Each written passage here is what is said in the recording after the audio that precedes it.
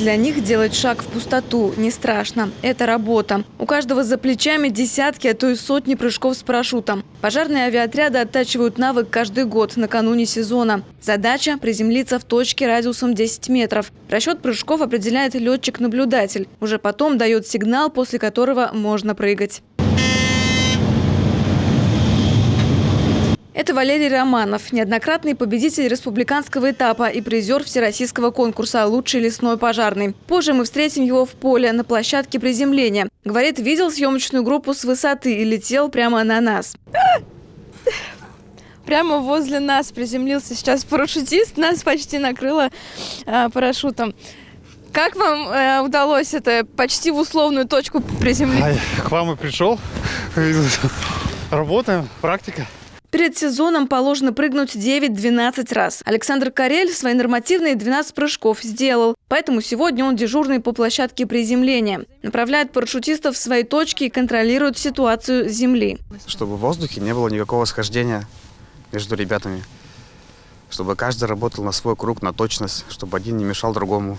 В зимних тренировках есть плюс. Приземление обычно мягкое, в сугроб. Другое дело – выбраться из снега. На случай, если посадка произошла в лесу или на труднодоступном участке, есть лыжи и снегоход. Приготовиться. Шли. 501, 502, 503. Все, обоих это перехлёст с вращением. Что делаем? Все. Задачу выполнили.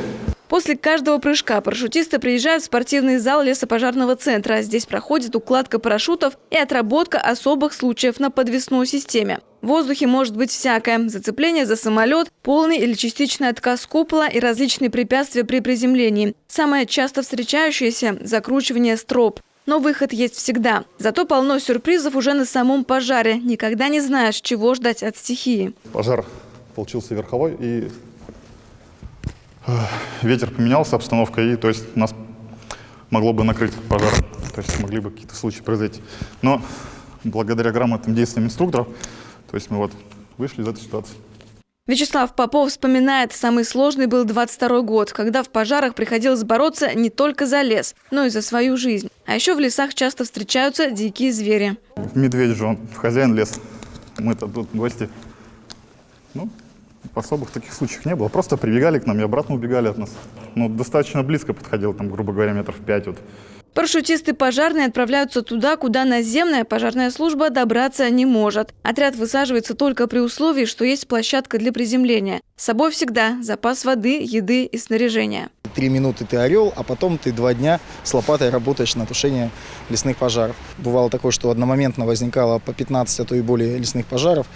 Да, и принимались, конечно, решения все-таки желательно, если есть такая возможность, максимально быстро, в короткие сроки доставить парашютиста на маленький пожар, чтобы он потом не возрастал в большой. Тренировку проходят 50 парашютистов пожарных из Сыктывкарского, Усть-Куломского, Троицко-Печорского, Косланского авиаотделений и Кайгородского авиаотряда. Говорят, что штат не мешало бы пополнить, но остаются в этой рискованной работе немногие, лишь те, кто любит ее по-настоящему. Екатерина Родина, Алексей Паршуков, телеканал Юрган.